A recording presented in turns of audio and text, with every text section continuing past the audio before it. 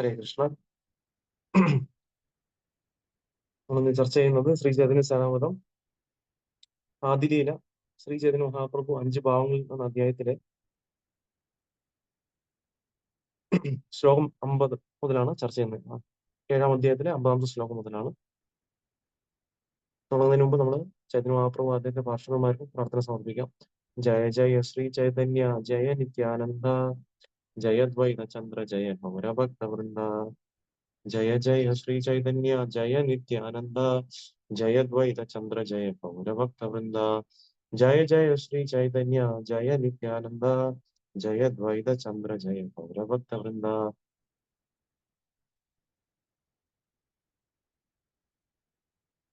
ശ്രീ ചൈതന്യ ചരിതാമൃതം ആദിലീല 7-ാം അധ്യായം ശ്ലോകം 50. कते सुनीब प्रभु तुम्हारा निंदना ना पारी सहित ये बे चाड़ीबा जीवना कते सुनीब प्रभु तुम्हारा निंदना ना पारी सहित ये बे चाड़ीबा जीवना कते सुनीब प्रभु तुम्हारा निंदना ना पारी सहित ये बे चाड़ीबा जीवना. ശബ്ദാർത്ഥം: കത്തേക്ക് എത്രത്തോളം, ശൂനീബ ശ്രവിക്കുക, പ്രഭു പ്രഭു, തൊമാര അങ്ങയുടെ, നിന്ദന നിന്ദ, നാപാരി നമുക്ക് കഴിയില്ല, സഹിതേ സഹിക്കാൻ, ഏബേ ഇപ്പോൾ, ചാടീബ ഉപേക്ഷിക്കുക, ജീവന ജീവിതം. വിവർത്തനം ഭാവാർത്ഥം: കൃഷ്ണ കൃപാമൂർത്തി ശ്രീ ശ്രീമദ് അഭയചരണാരവിന്ദ ഭക്തിവേദാന്ത സ്വാമി പ്രഭുപാദ് ശീല പ്രഭുപാദ് ജയ്. വിവർത്തനം: അങ്ങയുടെ വിമർശകർ അങ്ങേക്ക് എതിരെയായി ഉയർത്തുന്ന നിന്ദാവാക്യങ്ങൾ എത്രത്തോളം നമുക്ക് സഹിക്കാനാവും? ഇത്തരം നിന്ദകൾ കേൾക്കുന്നതിനേക്കാൾ ഞങ്ങൾ ജീവൻ തന്നെ ഉപേക്ഷിക്കും. ഭാവാർത്ഥം: ഒരുവൻ വൃക്ഷത്തെക്കാൾ സഹിഷ്ണുതയുള്ളവനും പുല്ലിനേക്കാൾ എളിമയുള്ളവനുമായിരിക്കണമെന്നതാണ് ഒരു വൈഷ്ണവന്റെ സ്വഭാവത്തെ സംബന്ധിച്ചുള്ള മഹാപ്രഭുവിന്റെ പ്രധാനമായ ഉപദേശങ്ങളിൽ ഒന്ന്. നാദപി സുനീശേന തരോരപി സഹിഷ്ണുന അമാനീന മാനദേന കീർത്തനീയ സദാഹരി. ഒരുവൻ എളിമ നിറഞ്ഞ മാനസികാവസ്ഥയോടെ പുല്ലിനേക്കാൾ താണവനാണെന്ന് താനെന്ന ചിന്തയോടെ മരത്തേക്കാൾ സഹിഷ്ണുതയുടെ ഉള്ളവനായി ഭഗവാന്റെ ദിവ്യനാമങ്ങൾ ജപിക്കേണ്ടതാണ്. എല്ലാ മിഥ്യാഭിമാനവും കൈവിട്ട് മറ്റുള്ളവർക്ക് എല്ലാ ബഹുമാനവും നൽകാൻ സന്നദ്ധനായിരിക്കണം. ഇത്തരം ഒരു മാനസികാവസ്ഥയിൽ ഒരുവന് ഭഗവാന്റെ ദിവ്യനാമങ്ങൾ നിരന്തരം ഉരുവിടാനാകും. എന്നിരുന്നാലും ഈ നിർദ്ദേശത്തിന്റെ ഉപദേഷ്ടാവായ ശ്രീചൈതന്യ മഹാപ്രഭു ജഗായ് മതായിമാരുടെ ദുഷ്പെരുമാറ്റം സഹിച്ചില്ല. അവർ നിത്യാനന്ദ പ്രഭുവിനെ പീഡിപ്പിച്ചപ്പോൾ അവിടുന്ന് കുപിതനാകുകയും അവരെ വധിക്കുവാൻ ആഗ്രഹിക്കുകയും ചെയ്തു. എന്നാൽ നിത്യാനന്ദ പ്രഭുവിന്റെ കാരുണ്യം കൊണ്ട് മാത്രം അവർ രക്ഷപ്പെടുകയുണ്ടായി. ഒരുവൻ തനിക്കെതിരെയായുള്ള അപമാനങ്ങളിൽ കുപിതനാകാതെ എളിമയോടെ സഹിക്കുകയും എന്നാൽ സ്വന്തം ഗുരുവിനോ മറ്റു വൈഷ്ണവർക്കോ എതിരായുള്ള നിന്ദകളിൽ അഗ്നിതുല്യം കോപിഷ്ഠനാകുകയും ചെയ്യേണ്ടതാണ്. ജഗായ് മതായിമാരിൽ കുപിതനാകുക വഴി ഇത്തരം സാഹചര്യങ്ങളിൽ ഒരു വൈഷ്ണവൻ എങ്ങനെ പ്രതികരിക്കണം എന്നുള്ള പാഠം നമ്മെ പഠിപ്പിക്കുകയാണ് ശ്രീ ചൈതന്യ മഹാപ്രഭു. ഒരുവൻ വൈഷ്ണവ നിന്ദ സഹിക്കാതെ താഴെ പറയുന്ന 3-ൽ ഏതെങ്കിലും ഒരു നടപടി സ്വീകരിക്കണം. ആരെങ്കിലും ഒരാൾ ഒരു വൈഷ്ണവനെ നിന്ദിക്കുകയാണെങ്കിൽ കാര്യകാരണ സഹിതം വാദിച്ച് ആ വ്യക്തിയെ അതിൽ നിന്ന് പിന്തിരിപ്പിക്കേണ്ടതാണ്. ഒരുവൻ ഇതിന് പ്രാപ്തനല്ലെങ്കിൽ ആ സ്ഥലത്ത് തന്നെ തൽക്ഷണം ജീവൻ ഉപേക്ഷിക്കണം. ഇതിനും കഴിഞ്ഞില്ലെന്നെങ്കിൽ അപ്പോൾ തന്നെ അവിടം വിട്ടു പോകേണ്ടതാണ്. ഒരു സന്യാസി ആയിരുന്നിട്ടും ശ്രീ ചൈതന്യ മഹാപ്രഭു കീർത്തനത്തിലും നൃത്തത്തിലും ആയിരുന്നതിനാൽ കാശിയിലെ മായാവാദി സന്യാസിമാർ അദ്ദേഹത്തെ പലവിധേന നിന്ദിച്ചു. ഈ വിമർശനങ്ങൾ ശ്രവിച്ച മഹാപ്രഭുവിന്റെ ഉന്നത ഭക്തന്മാരായ തപന മിശ്രയ്ക്കും ചന്ദ്രശേഖരനും അവ അസഹനീയമായിരുന്നു. അവർക്ക് അത് അവസാനിപ്പിക്കാൻ കഴിയാത്തതിനാൽ മഹാപ്രഭുവിന് അവർ നിവേദനം നൽകി. അങ്ങയെ നിന്ദിക്കുന്നത് അസഹനീയമായതിനാൽ ഞങ്ങൾ ജീവൻ ഉപേക്ഷിക്കാൻ തീരുമാനിച്ചു കഴിഞ്ഞു. ഓമജ്ഞാന തിമിരാന്തസ്യ ജ്ഞാനാഞ്ജന ശലാഖ്യ ചക്ഷുരുന്മീലിതമേന തസ്മൈ ശ്രീ ഗുരേ നമഃ. ശ്രീ ചൈതന്യ മനോഭിഷ്ടം സ്ഥാപിതം ഏന ഭൂതലെ സ്വയം രൂപഗതാമഹ്യം ദദാന്തിഷ്ടപദാന്തികം വന്ദേഹം ശ്രീഗുരു ശ്രീയുതപദകമലം ശ്രീഗുരുൻ വൈഷ്ണവാംശ്ച ശ്രീരൂപം സാദ്രജാതം സഹനതാം വിദന്തം സജീവം സാദ്വേദം സാവധൂതം പരിചന സഹിതം കൃഷ്ണ ചൈതന്യ ദേവം ശ്രീ രാധാകൃഷ്ണ പാദാൻ സഹനരിത ശ്രീനാമശാഖാൻവിതാംശ്ച. നമോ വിഷ്ണുപാദായ കൃഷ്ണപ്രേഷ്ഠായ ഭൂതലേ ശ്രീമതേ ഭക്തി വേദാന്ത സ്വാമി നാമിനെ നമസ്തേ സാരസ്വതി ദേവി ഗൗരവാണി പ്രചാരിണെ നിർവിശേഷ ശൂന്യവാദി പാശ്ചാത്യ ദേശതാരിണെ ജയ ശ്രീകൃഷ്ണ ചൈതന്യ പ്രഭു നിത്യാനന്ദ ശ്രീ അദ്വൈത ഗദാധര ശ്രീവാസാദി ഗൗരഭക്തവൃന്ദ ഹരേ കൃഷ്ണ കൃഷ്ണ കൃഷ്ണ ഹരേ ഹരേ ഹരേ രാമ രാമ രാമ ഹരേ ഹരേ വാഞ്ചാകൽപതരുഭ്യശ്ച കൃപാസിന്ധുഭ്യ ഏവ ച പതിതാനാം പാവനേഭ്യോ വൈഷ്ണവേഭ്യോ നമോ നമഃ.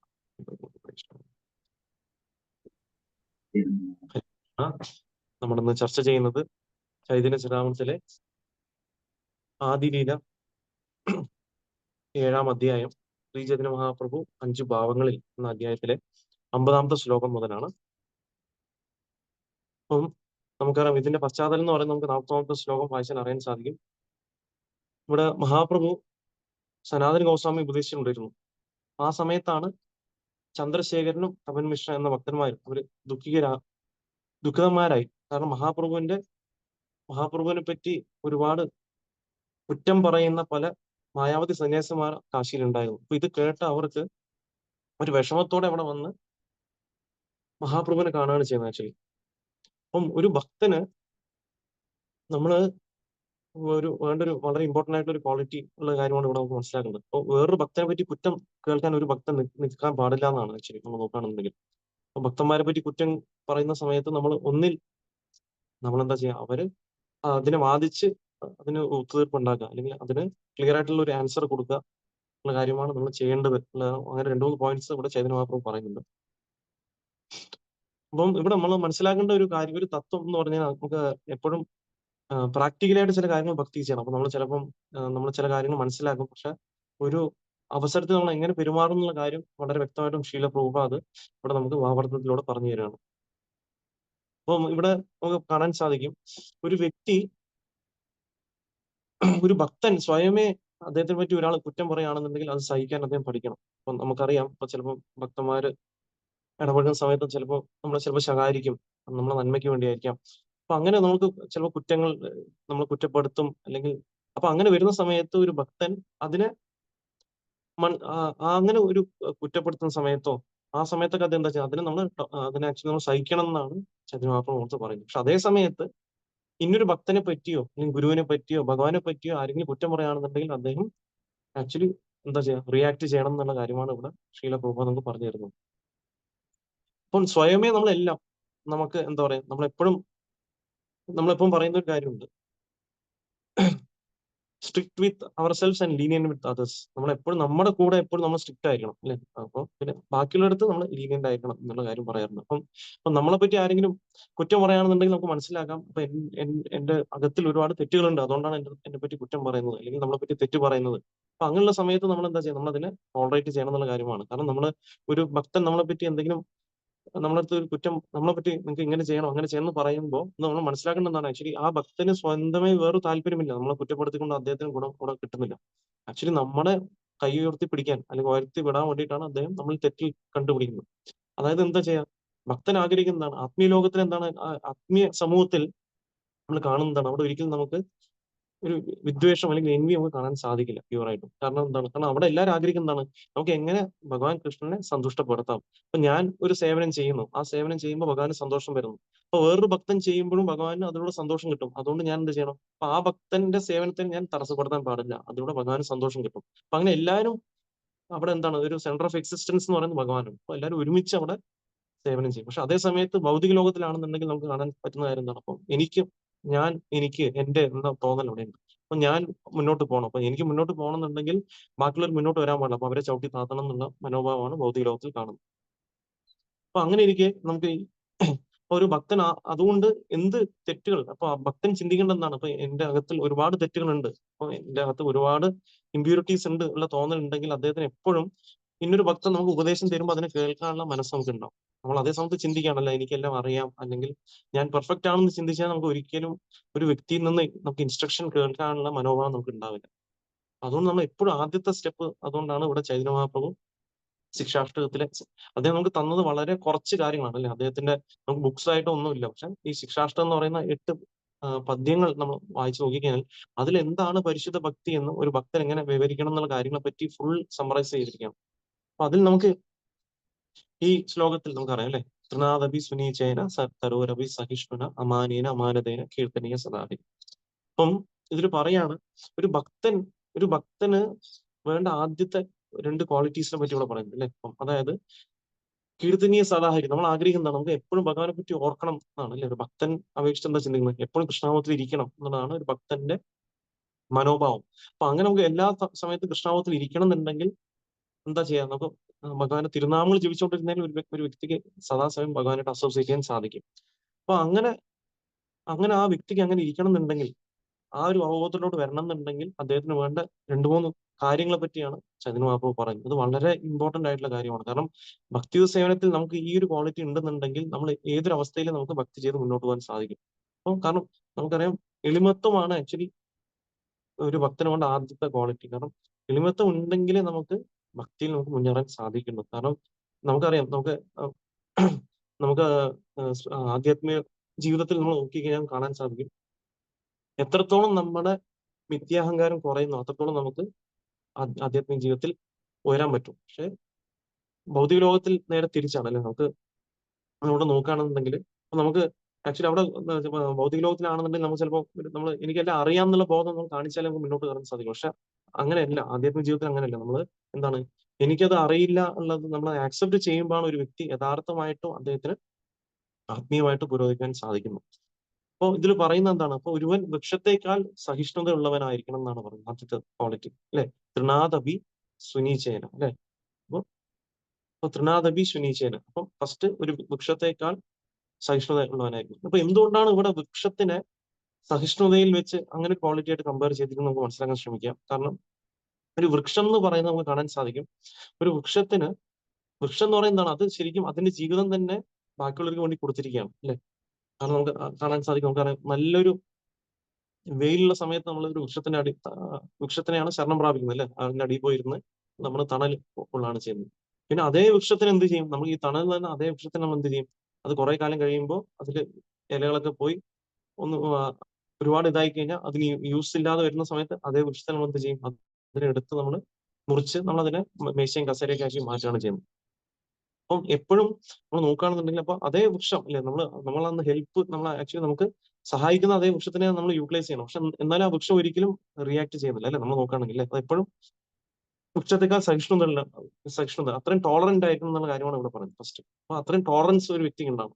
അപ്പൊ എന്ത് സംഭവിച്ചാലും അല്ലെ നമ്മൾ എന്താ ചെയ്യുക? നമ്മൾ അതിനെ ടോളറേറ്റ് ചെയ്യുന്ന കാര്യമാണ് ഭക്തി സേവനത്തിൽ നമുക്ക് വേണ്ട ആദ്യത്തെ ഇത്. അപ്പൊ നമുക്ക് ആയിട്ട് നമ്മളെ പറ്റി എന്തെങ്കിലും ഒരാൾ ഇത് പറയുകയാണെന്നുണ്ടെങ്കിൽ നമ്മളത് ടോളറേറ്റ് ചെയ്യാനുള്ള കാര്യമാണ് ആദ്യത്തെ കാര്യം ഇവിടെ പറയുന്നത്. പിന്നെ അടുത്ത എന്താണ്? പുല്ലിനേക്കാൾ എളിമ, അടുത്തത് അല്ലെ ഹ്യൂമിലിറ്റിയാണ് അടുത്ത കാര്യം പറയുന്നത്. അടുത്ത നമുക്ക് എളിമത്വം ഉണ്ടാവുന്ന കാര്യമാണ്. അപ്പൊ പുല്ലിനേക്കാൾ എളിമത്വം എന്ന് പറയാൻ കാര്യം എന്ന് പറഞ്ഞാൽ നമുക്കറിയാം, നമുക്കറിയാലോ എത്രയോ നമ്മൾ നോക്കണം, നമ്മൾ നടന്നു പോകുമ്പോൾ എത്രയോ പുല്ലുകൾ നമ്മൾ ചവിട്ടി കൊടുക്കണം. എത്രയോ ആൾക്കാർ പുല്ലുകളെ ചവിട്ടി പോകണം. പക്ഷെ എന്നാലും ആ പുല്ല് എന്താ ചെയ്യുന്നത്? പുല്ലിനെ ചവിട്ടിയാലും അതൊരിക്കലും റിയാക്ട് ചെയ്യാതെ തിരിച്ച് അതിന്റെ പൊസിഷനിലോട് തിരിച്ചു വരികയാണ് ചെയ്യുന്നത്. അപ്പം എന്തൊക്കെ സംഭവിച്ചാലും നമ്മൾ എപ്പോഴും ഒരു ഹമ്പിൾ മൂഡിലായിരിക്കണം എന്നുള്ള കാര്യമാണ് നമുക്ക് പുല്ലിനോട് നമുക്ക് മനസ്സിലാക്കാൻ സാധിക്കും. പിന്നെ അമാനീന മാനതേന, നമ്മൾ ഒരിക്കലും ബഹുമാനത്തിന് വേണ്ടി നമ്മൾ കാംക്ഷിക്കാൻ പാടില്ല. അതേ സമയത്ത് നമ്മൾ എല്ലാ സമയത്തും ബഹുമാനം കൊടുക്കാൻ നമ്മൾ തയ്യാറായിരിക്കണം. അപ്പൊ അതാണ് ഒരു ക്വാളിറ്റി. നമ്മൾ എപ്പോഴും എന്താണ്, നമുക്ക് ഒരു എക്സ്പെക്ടേഷൻ ഉണ്ടല്ലേ, എന്നെ എല്ലാവരും ബഹുമാനിക്കണം, അല്ലെങ്കിൽ എന്നെ പറ്റി പുകഴ്ത്തി പറയണം. അപ്പോ ആ ഒരു ക്വാളിറ്റി അപ്പൊ അങ്ങനെ ഉണ്ടെന്നുണ്ടെങ്കിൽ എന്താ സംഭവിക്കും? അപ്പൊ ഞാൻ ഉള്ള ബോധം വരും. ഭഗവാൻ കൃഷ്ണനെ പറ്റിയൊരു ബോധം മാറി എന്റെ അവബോധത്തോടാണ് ഞാൻ വരുന്നത്. അപ്പൊ ഞാനാണത് ചെയ്തത്, എനിക്കാണ് അതിന്റെ പേര് കിട്ടുന്നത്. അപ്പൊ ഓട്ടോമാറ്റിക്കലി നമ്മൾ അവിടെ സെന്റർ എന്ന് പറയുന്നത് കൃഷ്ണൻ മാറി ഞാനാവാണ് ചെയ്യുന്നത്. അപ്പൊ അതുകൊണ്ട് നമ്മൾ എന്താ ചെയ്യുക? അപ്പം ഇതിൽ പറയുന്നു അമാനീന മാനതേന. അപ്പം നമ്മൾ എന്താണ്, ഒരിക്കലും നമ്മൾ റെസ്പെക്ട് എക്സ്പെക്ട് ചെയ്യാതെ ബാക്കിയുള്ളവർക്ക് റെസ്പെക്ട് കൊടുക്കാൻ തയ്യാറാവണം അല്ലെ. അതാണ്. അപ്പൊ അത് ഏറ്റവും എളുപ്പമായ കാര്യമാണ് അല്ലെ. കാരണം നമ്മൾ ഒരു വ്യക്തിക്ക് റെസ്പെക്ട് കൊടുക്കാൻ വളരെ എളുപ്പമാണ് അല്ലെ. അതുകൊണ്ട് അത് നമുക്ക് ഏത് സമയത്തും ചെയ്യാൻ സാധിക്കും. പക്ഷെ നമ്മൾ റെസ്പെക്ട് എക്സ്പെക്ട് ചെയ്താൽ നമുക്ക് എപ്പോഴും ഡിസപ്പോയിന്റ്മെന്റ് വരും. കാരണം എപ്പോഴും എല്ലാവരും റെസ്പെക്ട് ചെയ്യണം നിർബന്ധം വരും. പക്ഷെ അതേ സമയത്ത് നമുക്ക് ഏതൊരു അവസ്ഥയിൽ ഏതൊരു വ്യക്തി റെസ്പെക്ട് ചെയ്യാം. നമ്മളൊരു വ്യക്തി നമ്മൾ ദേഷ്യപ്പെട്ട് സംസാരിച്ചാലും നമ്മൾ അങ്ങോട്ട് റെസ്പെക്ട് ചെയ്യുകയാണെങ്കിൽ അത് ഓട്ടോമാറ്റിക്കലി അദ്ദേഹത്തിന്റെ മനസ്സിന് ആക്ച്വലി എന്താ ചെയ്യുക? അങ്ങനെ ചെയ്യുന്ന സമയത്ത് ഈവൻ ആ വ്യക്തി കൂടി ആക്ച്വലി അദ്ദേഹത്തിന്റെ മനസ്സിൽ തോന്നും, ഞാൻ അങ്ങനെ ദേഷ്യപ്പെടാൻ പാടില്ലായിരുന്നു ഒരു വ്യക്തിയെടുത്ത് തോന്നും. അതുകൊണ്ട് ആ രീതിയിലുള്ള ഒരു വ്യക്തിക്കാണ് എന്താ ചെയ്യുക? കീർത്തനീയ സദാഹരി, എല്ലാ സമയത്തും ഭഗവാന്റെ തിരുനാമങ്ങൾ ജപിക്കാൻ സാധിക്കാനുള്ള കാര്യമാണ് ഇതിൽ പറയുന്നത്. അപ്പൊ ഇത് വളരെ ഇമ്പോർട്ടന്റ് ആയിട്ടുള്ള ശ്ലോകമാണ്. കാരണം ആചാര്യന്മാർ പറയുന്ന വെച്ചാൽ ഈ ഒരു ശ്ലോകം ആണ് ആക്ച്വലി ഒരു ഭക്തന്റെ ജീവിതത്തിന്റെ മാനദണ്ഡം എന്ന് പറയാൻ നമ്മൾ നോക്കുകയാണെങ്കിൽ. കാരണം നമ്മൾ ടോളറൻസ്, ഹ്യൂമിലിറ്റി, പിന്നെ റെസ്പെക്ട്, അതാണ്. അപ്പൊ നമ്മൾ എക്സ്പെക്ട് ചെയ്യാൻ പാടില്ല ഉള്ള കാര്യമാണ് അല്ലെ. നമ്മൾ ഭൗതിക ലോകത്തിൽ നമ്മൾ റെസ്പെക്ട് ഏൺ ചെയ്യും. അപ്പൊ ആക്ച്വലി നമ്മൾ റെസ്പെക്ട് ഏൺ ചെയ്യാനുള്ള, ശരിക്കും നമ്മളിപ്പോ റെസ്പെക്ട് എന്താ ചെയ്യുക, നമ്മൾ ചിലപ്പോൾ ചിന്തിക്കുക ഈ വ്യക്തിയെ റെസ്പെക്ട് ചെയ്യണം, ആ വ്യക്തിനെ റെസ്പെക്ട് ചെയ്യണം എന്നുള്ള തോന്നൽ നമുക്കുണ്ടാവും. പക്ഷെ ഒരു വ്യക്തി ഓട്ടോമാറ്റിക്കലി ഹംബിളും ഹ്യൂമിലിറ്റിയോടും ടോളറൻസോടെയും ഇത് സേവനം ചെയ്യുന്ന സമയത്ത് ഓട്ടോമാറ്റിക്കലി ആ വ്യക്തിയുടെ റെസ്പെക്ട് ഓട്ടോമാറ്റിക്കലി വന്നു ചേരും. അപ്പൊ അതിനോട് നമ്മൾ സെപ്പറേറ്റ് ആയിട്ട് അതിനുവേണ്ടി നമ്മൾ ആക്ച്വലി ഏൺ ചെയ്യേണ്ട ആവശ്യമില്ല. കാരണം നമ്മൾ അങ്ങനെ ആഗ്രഹിക്കേണ്ട ആവശ്യമില്ല. കാരണം ഓട്ടോമാറ്റിക്കലി അങ്ങനത്തെ ഒരു വ്യക്തിക്കുള്ള റെസ്പെക്ട് കിട്ടിക്കോളും എന്നുള്ള കാര്യമാണ്. അപ്പൊ നമ്മൾ ആ ഒരു മൂഡിലാണ് സേവനം ചെയ്യുന്ന കാര്യമാണ് ഇവിടെ ഭഗവാൻ പറയുന്നത്. പക്ഷെ അതേ സമയത്ത് ഇവിടെ വേറൊരു കാര്യം കൂടി ഇവിടെ പറയുന്നുണ്ട്. അപ്പൊ അതേ സമയത്ത് എന്ത് സംഭവിച്ചു? ഇതേ സമയത്ത് നമുക്ക് അറിയാൻ സാധിക്കും, അപ്പൊ ഇതൊരു പേഴ്സണലി ഒരു വ്യക്തിയെ അപേക്ഷിച്ച് എങ്ങനെയാണ് അദ്ദേഹം ബിഹേവ് ചെയ്യേണ്ട കാര്യമാണ് പറയുന്നത്. പക്ഷെ അതേ സമയത്ത് ഇത് കണ്ടീഷൻസ് ഉണ്ട്. എന്താണ് കണ്ടീഷൻസ്? അതേ സമയത്ത് ഏതെങ്കിലും ഒരു വ്യക്തി ഭഗവാന്റെ ഭക്തന്മാരെ പറ്റിയോ ഗുരുവിനെ പറ്റിയോ ഭഗവാനെ പറ്റിയോ ഒക്കെ എന്തെങ്കിലും ക്രിട്ടിസൈസ് ചെയ്യോ കുറ്റപ്പെടുത്തുകയോ ചെയ്യുകയാണെന്നുണ്ടെങ്കിൽ ആ വ്യക്തി ഈ മൂഡല്ല സ്വീകരിക്കേണ്ടത്. ആ സമയത്ത് അദ്ദേഹം എന്താ ചെയ്യുക? അദ്ദേഹം അവരെ അവരെ കൺവിൻസ് ചെയ്ത് അവരങ്ങനെ പറയുകയാണെന്നുണ്ടെങ്കിൽ അവരെ എന്താ ചെയ്യുക? എതിർത്ത് സംസാരിച്ച് അവരെ കൺവിൻസ് ചെയ്യാൻ ശ്രമിക്കണം എന്നുള്ള കാര്യമാണ് ഇവിടെ പ്രഭുപാദ് പറയുന്നത്. അപ്പൊ എന്താണ് ഇപ്പൊ ഇതിലൊരു എക്സാമ്പിൾ ആയിട്ട് പറയുന്നത് നമുക്കറിയാം. ഇത് ചൈതന്യ ചരിതാമത്തിൽ ലീലയിൽ വരുന്ന ചൈതന്യ മഹാപ്രഭുവാണ് ഈ ശ്ലോകം തന്നിരിക്കുന്നത്. അതേ ചൈതന്യ മഹാപ്രഭു തന്നെ ഈ ഒരു കോണ്ടെക്സ്റ്റിൽ നമുക്ക് എങ്ങനെ നമ്മൾ വിവരിക്കണം എന്നുള്ള കാര്യം പറഞ്ഞുതരാം അല്ലെ. വേറൊരു വൈഷ്ണവനെ പറ്റി അപരാധം ചെയ്യുകയോ അദ്ദേഹത്തിന് ഫിസിക്കലിയോ മെന്റലിയോ ഏതെങ്കിലും രീതിയിൽ അപരാധം ചെയ്യുന്നത് കണ്ടാലോ കേട്ടാലോ നമ്മൾ എങ്ങനെ റിയാക്ട് ചെയ്യണം എന്നുള്ള കാര്യമാണ് ചൈതന്യ മഹാപ്രഭു നമുക്ക് ഇവിടെ പഠിപ്പിച്ചു തരുന്നത്. അപ്പൊ അതിൽ പറയുന്നു, ഇവിടെ നമുക്കറിയാം ജഗായി മടായി എന്ന് പറഞ്ഞാൽ വളരെ പാപികളായ രണ്ടുപേരുണ്ടായിരുന്നു. അപ്പം ആ വ്യക്തികൾ നമുക്കറിയാം, ഞാൻ ജസ്റ്റ് അത് സമ്മറൈസ് ചെയ്യുന്നത് നമുക്ക് അറിയുന്ന കഥ തന്നെയാണ്. അപ്പൊ അവര് ചെയ്യാത്ത തെറ്റുകൾ ഇല്ല എന്നാണ് ചൈതന്യദേവത്ത് പറയുന്നത് ആക്ച്വലി. അപ്പം അവര് ചെയ്യാത്ത തെറ്റുകൾ നമുക്ക് കാണാൻ സാധിക്കില്ല. യമരാജൻ അവര് ചെയ്ത തെറ്റുകൾ എഴുതി ഇത്ര പേജുകൾ എഴുതി എന്നാണ് പറയുന്നത്. അപ്പൊ അങ്ങനെ അവർ ചെയ്യാത്ത തെറ്റുകൾ, അപ്പൊ അങ്ങനത്തെ ജഗായി മതായി എന്ന് പറഞ്ഞ ഇത്രയും ഭ്രഷ്ടനായ ആൾക്കാർ ഒരു ബ്രാഹ്മണ കുടുംബത്തിൽ ജനിച്ചിട്ട് കൂടി അവര് എല്ലാ 4 തരത്തിലെ നിയമങ്ങളും തെറ്റിച്ചുകൊണ്ട് അവർ ജീവിതം നയിക്കുകയായിരുന്നു. അപ്പൊ നിത്യാനന്ദ പ്രഭുവിടെ മനസ്സിൽ തോന്നി, അതായത് ചൈതന്യ മഹാപ്രഭു പ്രചരണം ചെയ്തുകൊണ്ടിരിക്കുകയാണ്. അപ്പൊ ഈ ചൈതന്യ മഹാപ്രഭു പ്രചരണം ചെയ്തുകൊണ്ടിരിക്കുന്ന ചൈതന്യ മഹാപ്രഭു നിത്യാനന്ദ പ്രഭു ചിന്തിക്കുന്നതാണ്, എങ്ങനെയാണ് ഈ ഭഗവാന്റെ പ്രകീർത്തികൾ എല്ലാ സ്ഥലത്തും എത്തണം എന്നാണ് നിത്യാനന്ദ പ്രഭു ചിന്തിക്കുന്നത്. ഒരു ഭക്തൻ ചിന്തിക്കുന്ന ആളാണ്. ഭക്തന് എപ്പോഴും ഭഗവാന്റെ നാമങ്ങൾ എല്ലാ സ്ഥലങ്ങളിലും എത്തണം, എങ്ങനെ ഭഗവാനെ പറ്റി എല്ലാവരും പ്രകീർത്തിക്കും എന്നാണ് ചിന്തിക്കുന്നത്. അപ്പൊ അങ്ങനെ നിത്യാനന്ദ പ്രഭു ചിന്തിച്ചു. അപ്പം ചൈതന്യ മഹാപ്രഭു എന്ന് പറഞ്ഞ പതീത പാവന അവതാരം അല്ലെ അദ്ദേഹം. ഇപ്പൊ ചൈതന്യ മഹാപ്രഭു ഇങ്ങനത്തെ ഈ വ്യക്തികളെ ഉദ്ധരിക്കുകയാണെന്നുണ്ടെങ്കിൽ അപ്പം ഓട്ടോമാറ്റിക് എന്ത് സംഭവിക്കും? അപ്പൊ അത് എല്ലായിടത്തും എത്തും. ഇത്രയും പാപികളായിട്ടുള്ള വ്യക്തികൾക്ക് കൂടി ഭക്തി കൊടുത്തല്ലോ, അപ്പൊ അത്രയും മേഴ്സിഫുൾ ആണ് ചൈതന്യ മഹാപ്രഭു. അപ്പൊ അങ്ങനെ അതിന്റെ പ്രകീർത്തികൾ ഇനിയും പല പല സ്ഥലങ്ങളിലൂടെ എത്തും എന്ന ആ ഒരു ഇന്റൻഷനോടെയാണ് നിത്യാനന്ദ പ്രഭുവും ഹരിദാസ് ഠാക്കൂറും ഈ ജഗായി മാതായി എന്ന 2 ആൾക്കാരെ പാപികളായിട്ടുള്ള വ്യക്തികളെ കാണാൻ സാധിച്ചു. അപ്പം ഈ ജഗായി മാതായി ആ സമയത്ത് എന്ത് സമയത്ത് അവര് മദ്യം കുടിച്ചിട്ട് അവർ ലക്കില്ലാതെ നടക്കുകയായിരുന്നു. ആ സമയത്ത് ഇവര് പോയി കണ്ടിട്ട് പറഞ്ഞു, അല്ലയോ ജഗാമാടെ, നിങ്ങൾ ഭഗവാന്റെ തിരുനാമങ്ങൾ ജപിക്കൂ എന്ന് പറഞ്ഞു. അപ്പൊ അവരാരെ കാണുമ്പോഴും അവരെന്ത് ചെയ്യും? നിത്യാനന്ദ പ്രഭുവിന്റെ ഇത് എളിമത്വം എന്ന് പറഞ്ഞാൽ അവരെന്താ ചെയ്യുക? ഓരോ വീടിനടുത്ത് പോയിട്ടും അവര് വീട്ടുകാരെ വിളിച്ചിട്ട് അവർ പറയും, അങ്ങ് ഭഗവാന്റെ നാമങ്ങൾ ജപിക്കൂ എന്ന് പറഞ്ഞ് നമസ്കരിച്ചിട്ടാണ് വരുന്നത്. അപ്പൊ അത്രത്തോളം എളിമത്വത്തോടെയാണ് അവർ ഭഗവാന്റെ നാമം ജപിക്കാൻ വേണ്ടി ബാക്കിയുള്ള അടുത്ത് പ്രചരണം ചെയ്തുകൊണ്ടിരുന്നത്. അപ്പൊ അതേ രീതിയിൽ നമുക്കിവിടെ കാണാൻ സാധിക്കും. ഇവര് ജഗായി മാതായുടെ അടുത്ത് പോയി സംസാരിച്ച സമയത്ത് ആദ്യം ഇവരെ അടിക്കാൻ വന്നു. അപ്പൊ അടിക്കാൻ വന്ന സമയത്ത് ഇവര് ഓടിപ്പോയി 2 പേര്. പിന്നെ 2ാമത്തെ ദിവസം വീണ്ടും വന്ന സമയത്ത് വീണ്ടും ഇവര് റിക്വസ്റ്റ് ചെയ്തു, അല്ലയോ ജഗായി മാത, അങ്ങ് ഭഗവാന്റെ തിരുനാമങ്ങൾ ജപിക്കൂ ഉള്ള കാര്യത്തിൽ അവർ പറഞ്ഞ സമയത്ത് അപ്പൊ അവിടെ ഒരു മണ്ണ് പാത്രം പൊട്ടിച്ച് അവര് ഈ മതായി എന്ന് പറഞ്ഞ ആള് അദ്ദേഹത്തിന്റെ തലയിൽ അടിച്ചു. നിത്യാനന്ദ പ്രഭുവിന്റെ തലയിൽ അടിച്ചു ആക്ച്വലി. അപ്പൊ അടിച്ചങ്ങ് അദ്ദേഹത്തിന്റെ ചോര വരാൻ തുടങ്ങി ആക്ച്വലി. അപ്പോ ചോര വരാൻ തുടങ്ങിയ സമയത്തും ഇദ്ദേഹം റിയാക്ട് ചെയ്തില്ല. കാരണം നമുക്കറിയാം, സ്വന്തമായിട്ട് എനിക്ക് എന്തെങ്കിലും സംഭവിച്ചാൽ ഞാൻ എന്തായാലും എന്ത് ചെയ്യും? ഞാൻ ടോളറേറ്റ് ചെയ്യണം എന്നാണ് ചൈതന്യ മഹാപ്രഭു ഈ ശ്ലോകത്തിൽ പറഞ്ഞത്.